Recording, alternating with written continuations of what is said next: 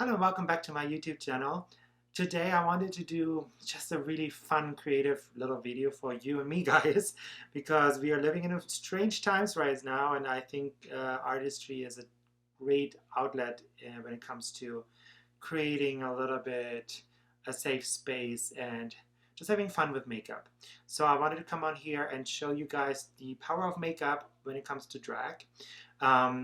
Nikki Tutorials did years ago the power of makeup as a woman. I personally did a power of makeup as a man, and now I want to do the power of makeup as a drag queen. So I think really drag is the highest art of transforming somebody's face, and I wanted to just do that. And I will do half of my face in drag, one as just leave bare, so you can really see what goes into creating the illusion of makeup when it comes to creating a woman on a man. And I will just do a time loop here, so you can just sit back and enjoy. If you don't have followed me on my social medias and like and subscribe to my videos, please do so. But I will also check in with you after I've completed, so you see the final look, and then I say bye to you. Okay, now keep watching.